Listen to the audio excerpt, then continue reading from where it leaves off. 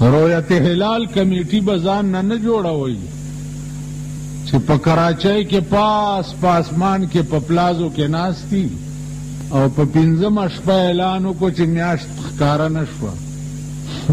ما ته خلکو وویل دا څه چل دی؟ ما وی خبره دا ده د پښتو یو شعر دی و یو زخم نه دی چې به جوړ شي، یو زخم نه دی چې به جوړ شي، 1000 زخمونه مې په زړه دي مړ به شمه. یو غمی په پاکستان کې خو سړی به د هغې علاج موکي او چې ټول ملک غم دی نو د علاج به د څه شي کوي؟ عزیزانو تاسو ولیدل چې الله رویت هلال کمیټي سره د حکومت پاکستان او سره د هغې عوامو خدای په شرمونو وشرمول، په شرمونو یې وشرمول. خدا هغه ذلیل او رذیل خلق دی چې هر کال شرمیږي خو دوی په څه نه شرمیږي، هر کال شرمیږي خو شرمېدلی به په څه وشرمیږي؟ او ډمه په څه شرمیږي؟ ډمه ته ډمې ته ډمه ووایه نو هغه خو شرمیږي نه، خو ډمه ده که نه. نو زمونږ مثال د ډمې دی، شرمېدل به په څه وشرمیږي؟ او بیا دا دومره ذلیل خلق دی چې کال 12 میاشتې به د حکومت نه خپوي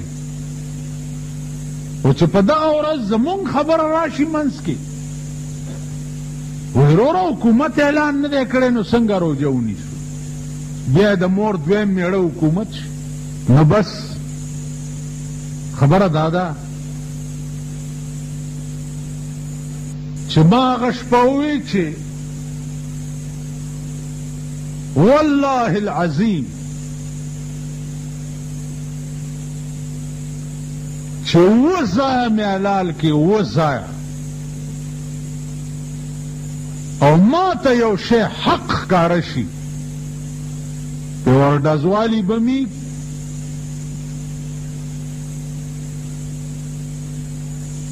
که دنیا ورانېږي او که ودانېږي.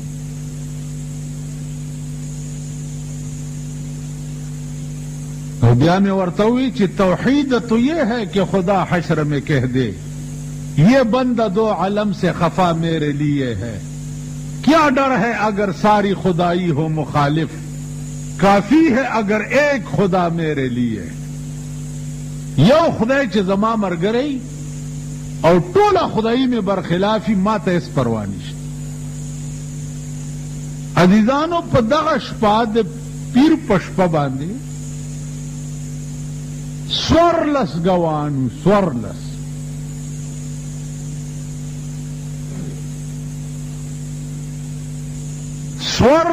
ګوانو چې شمدید ګوايي وکړه چې مونږ میاشت لیدلې ده.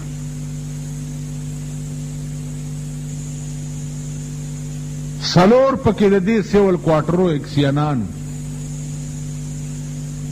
3 د ریګیو، 6 د بنو، یو د بل ځای 14 ګوان.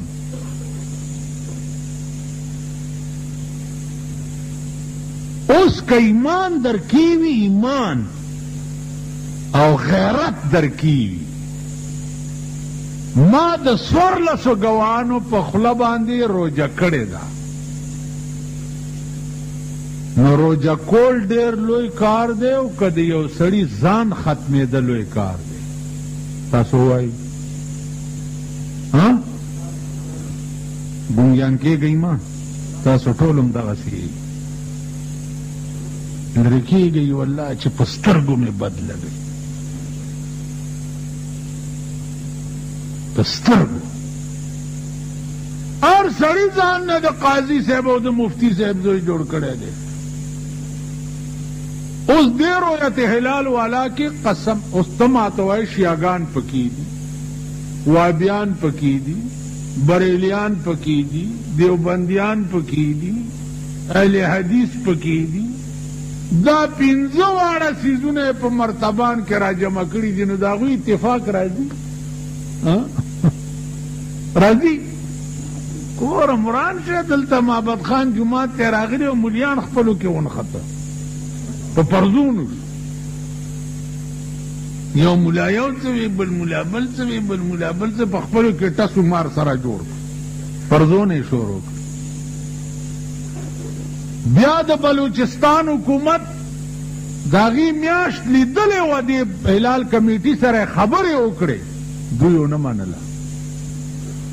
زه ګواه یم ما د شپې په 1 بجه ورسره خبرې کړي دي اور ما ته ویل چې یہ صوبہ سرحد کے لوگ ہمیشہ شرارت کرتے، صوبہ سرحد کے لوگ ہمیشہ شرارت کرتے. ما ورته روزے تو صوبہ سرحد کے لوگ رکھتے ہیں، اٹکو پار تو رمضان کا مہینہ چڑھتا ہی نہیں ہے. اور ٹیلی فون میں بند کو ما ورسره کړي. نو تاسو وایئ چې الله پاک دې په غبرګو سترګو هغه خلک ړانده کي چې د 14 کسانو په شهادت د علماو په مخ کې مولانا عبداللطیف صاحب غوندې سړی پکې ناست و چې په صوبه سرحد کې په مولا دنیا کې د هغه غوندې عالم وښایي. صوبه سرحد کې دا ټول مولیان را جمع کوي، ټول دا ما غوندې کوڅه هم پکې دا ټول را جمع کوي او د مولوي عبداللطیف صاحب غوندې مولا وښایي. چې 14 ګوان شو ما ورته وکته مال مولوي صاحب څنګه چل دی؟ ما ته ویل برادره اسمان کې علت یادوي او چې علت وي د یو سړي شهادت هم کافي دی. اوس خو 14 شونو ته څه لورانې کې ما بیا هم پې تحقیق کول مال دا دله قوم ما ته معلوم دی. یو کس پګوي کلیر کٹ آرڈر دے د رویت ہلال کمیٹی تصور په اسلام کی نشتا. تصور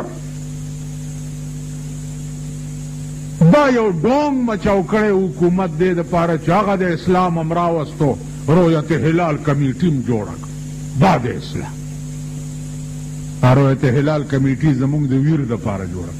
اوس په ایمان ووایي دې خوا وګورئ تاسو کې چې مړی وشي څوک یې لمبوي؟ دا چا ویلې؟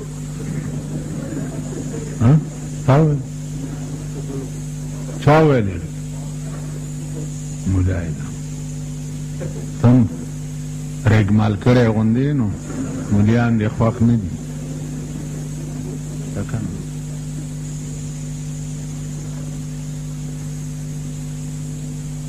خوا وګورئ مولا یې لمبوي کفن والا څوک ګنډي؟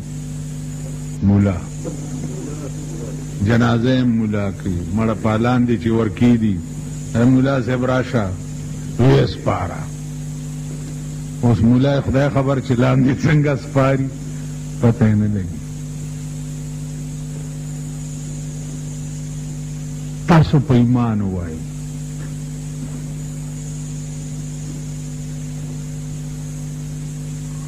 چې کوم سړی غوړ مولای د رویت هلال کمیټي چیرمین او په پلازه کې ناست یو ټلیفون ورته پروت هغه ته به ته ووایې چې راشه دا زما مړی ولمبوه؟ وبه ویلی شئ؟ تصور نشي. سر مولا ته به ته څنګه ووایې چې راشه زما مړی ولمبوه؟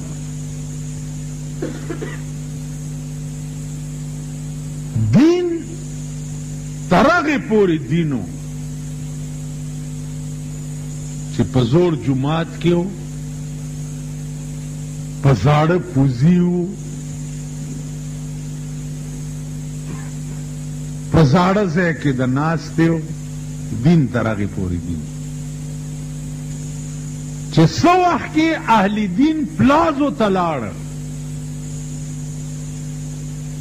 لس او شل چتونو ته وختل هلته دین ختم شو. هلته دین نه دی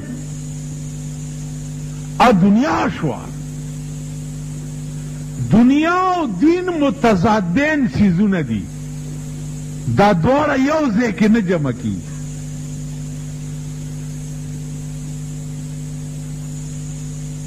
دا متضادین تر اوسه پورې چې دا دین را ټول دی او د حی علی الصلاح حی علی الفلاح آواز اوري دا د دې غربت او د غریبۍ وجه ده